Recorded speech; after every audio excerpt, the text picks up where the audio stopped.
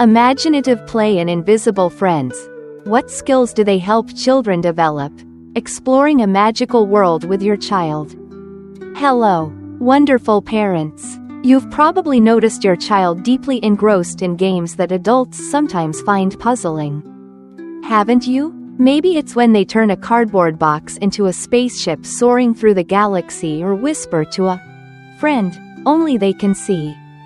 Today, let's dive into these colorful worlds of children, imaginative play and invisible friends. What is imaginative play, and why is it so important?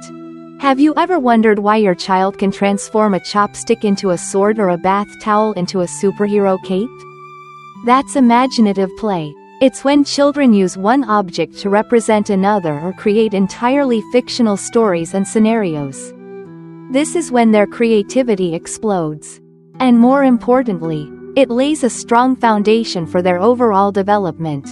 Imaginative play isn't just fun and games. According to renowned psychologist Lev Vygotsky, it's how children move beyond impulsive thoughts, learn to think purposefully, and develop complex cognitive functions. When your child engages in imaginative play, they're practicing problem solving, organizing ideas, and even preparing for skills like reading, writing, and math. That's because when they write letters or numbers, they're using symbols to convey meaning, much like using a wooden block to represent a phone. Vivid examples of imaginative play by age. It might sound complex, but imaginative play happens naturally in children, evolving with each developmental stage. Babies, 3 to 18 months, exploring the world through all senses. From birth, babies start building knowledge about the world by observing and exploring. They might put fingers or toys in their mouths to learn. Around 8 months, they begin using toys to make noise. When you see your baby banging a rattle on the table, don't rush to stop them. That's the start of symbolic play. Soon, they'll push a toy truck while making vroom sounds, gradually mimicking what they observe. Toddlers, 18 months to 3 years, from reality to magic. At this stage, toddlers may play alone or start playing with others. Initially, they use toys for their intended purpose, stuffing animals onto a toy train, brushing a doll's hair with a comb, or sipping from a toy teacup. Experts call this functional play. Then things get more exciting. Toddlers begin using one object to represent another because they can now imagine something without seeing it. A wooden block or an empty paper roll becomes a mobile phone. And they might pretend to make calls or feed a stuffed animal. These are the first true steps of symbolic play, where the magic of imagination begins to unfold. Preschoolers, 3 to 5 years, building stories together. By preschool age, children love playing with friends and learning from what you do.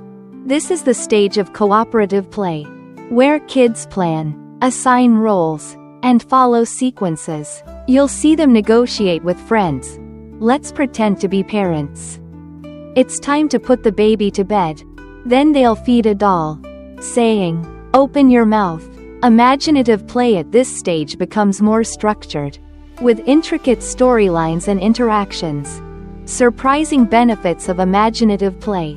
By now, you can see that imaginative play is more than entertainment, it's a powerful educational tool. Here's how it helps children develop. Cognitive skills. Imaginative play teaches kids to think creatively and solve problems. They reenact experiences and mentally store solutions. For example, they might say, "I'll make a huge cake for the doll," and figure out how to gather ingredients and tools. Social skills. Imaginative play helps kids see the world through others' eyes. Since friends may have different ideas, children learn to cooperate, negotiate, and share. For instance, when two kids play doctor and patient, they practice listening and responding. Self-esteem. Planning and achieving goals in play, like building a house for a doll or healing a stuffed animal, boosts confidence and self-worth. Language skills. Imaginative play requires memory to understand that one object can represent another. Laying the groundwork for language acquisition. Kids expand their vocabulary by naming characters, objects, or describing their stories. You'll hear new words and complex sentences as they immerse themselves in their imaginary worlds. Motor skills. Handling objects, moving, or running during play helps develop fine motor skills, like buttoning a doll's clothes, and gross motor skills, like chasing each other as superheroes. How to encourage imaginative play. Encouraging imaginative play is easy and fun. Here are age-appropriate tips. For babies, 3 to 18 months. Variety of toys. Offer rattles, balls, or blocks to keep them curious and engaged. Make sounds together. Show them how to shake a rattle or roll a ball for fun noises. Sit facing them, spread your legs, and roll a ball or toy car back and forth. Simple interactions. Talk, sing, and do simple actions for them to mimic. For toddlers, 18 months to 3 years. Host a tea party. Invite their favorite stuffed animals to a tea party. Name the foods and set out toy cutlery, or use recycled bottle caps or yogurt containers. Pretend to feed dolls and chat. Cook together. While you cook, give them an empty bowl and spoon to mix dough. Mimicking your actions. Storytelling and role play. Share simple stories and encourage them to act out characters. For preschoolers, 3 to 5 years. Dress up treasure chest. Create a collection of old clothes, shoes, scarves, hats, bags, and sunglasses for dress-up fun. Pretend spaces. Set up a grocery store, doctor's office, or fire station using cardboard boxes as counters and empty containers as products. Build a tent. Use chairs and blankets to make a tent for camping adventures. Complete with spooky stories or silly songs. Join in. Play along and ask questions like, "What's next? Where's this plane going?" Or, "What's your friend's name?" Your involvement sparks their storytelling and communication skills. Research shows a strong link between imaginative play and a mother's responses. The more kids play, the more moms smile and engage. So start playing with your child to foster these valuable skills. When to worry if your child doesn't engage in imaginative play or has an invisible friend. You might wonder if all kids play imaginatively the same way, or if it's a problem if your child doesn't have an invisible friend. Don't worry too much if your child doesn't play imaginatively. Every child develops at their own pace. The age-based examples are just guidelines, not strict milestones. If you're concerned about autism spectrum disorder, ASD, a 2012 study found no major differences in symbolic play between children with ASD and typically developing children. However, imaginative play is closely tied to language and cognition. If your preschooler consistently plays alone, repeats actions, avoids imaginative play, or doesn't interact with peers, consider consulting a pediatrician for a thorough evaluation. Invisible friends. Normal or concerning? Now let's explore another fascinating part of a child's imaginative world: invisible friends. What are invisible friends? An invisible friend is a companion created entirely in a child's imagination. They could be another child, a talking stuffed animal, a real animal, a doll, a toy, or even a mythical creature, anything the child dreams up.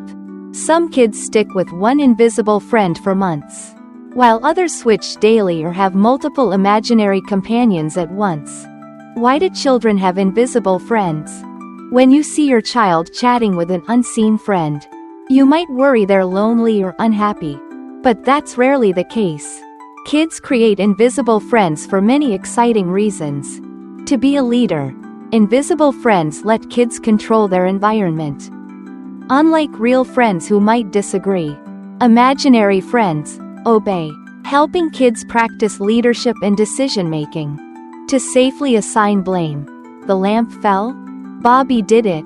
Invisible friends can be a safe scapegoat for minor misdeeds, helping kids avoid direct blame. To express strong emotions. Kids may feel uneasy sharing anger or sadness, but their imaginary friend can voice it freely. Like, Bobby hates these shoes. This lets kids express feelings indirectly. To feel safe and comfortable. Invisible friends provide security and a chance to show confidence and bravery. A child might tell their friend, "Don't be scared of the monster under the bed," soothing their own fears in the process. To feel understood. If your child repeats something you don't quite get, their imaginary friend gets it. They can share anything without fear of judgment. Always available. Invisible friends offer companionship whenever needed, even after bedtime, if they're quiet. Are invisible friends normal? Absolutely. They're not only normal but very common. About 2/3 of children have an imaginary friend at some point. It's also normal if your child never has one. If your preschooler has an invisible friend, there's no need to worry. It doesn't mean they're lonely, stressed, or unwell. In fact, both you and your child can benefit. Educational tool. Use the friend to encourage new experiences, like trying a new vegetable or preparing for the first day of school. Spark conversations. Imaginary friends let kids express feelings, opening doors to meaningful talks. For example, Snuggles doesn't want to move to the new house. Might signal a chance to reassure your child. Build empathy and perspective. Imaginary friends help kids practice empathy and see different viewpoints by responding to their friends' emotions. Enhance language skills. Talking with imaginary friends or sharing their stories boosts vocabulary and communication. Practice social skills. Kids rehearse real-world interactions like turn-taking and sharing, which helps when making real friends.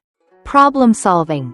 Creating and interacting with an imaginary friend strengthens problem-solving skills, like debating how many dogs live in their imaginary house. Boost creativity. Imaginary friends supercharge creativity. One day, your child's at the zoo, the next, they're on the moon in a raincoat. How should parents respond to invisible friends? When your child talks about their imaginary friend, it might feel awkward, but embrace it. Treat the friend like any other friend of your child. Ask about their name, appearance, or fun things they've done. Answer questions from the friend naturally, but let your child relay messages rather than initiating conversations yourself. If the friend joins family activities, like sitting at the breakfast table, that's fine. Just don't feel obliged to cook for them. However, don't let the friend be an excuse for misbehavior. If your child blames them for scribbling on the wall, clarify that both they and their friend are in trouble and may face consequences, like a timeout. When do invisible friends become a concern? Imaginary friends are rarely a problem, and you shouldn't worry about your child's mental health. They don't distract from real friendships. Kids with imaginary friends often have plenty of real ones too. However, seek professional advice if you notice your child seems afraid of their imaginary friend. The friend won't leave, or talks incessantly. The friend threatens the child or encourages unsafe, harmful, or violent behavior. Your child shows sudden changes in attitude or behavior. You're concerned about other developmental areas, like speech or social interaction. There's a family history of mental health issues. When do invisible friends leave? Your child might spend months or even years with their imaginary friend. Some kids have them as late as age 6 or 7, possibly with multiple friends over time. Instead of worrying, cherish the benefits. Your child will eventually outgrow this phase, so encourage real friendships and imaginative play in the meantime. What stage of imaginative play is your child in? Do they have a fascinating invisible friend? Share your stories.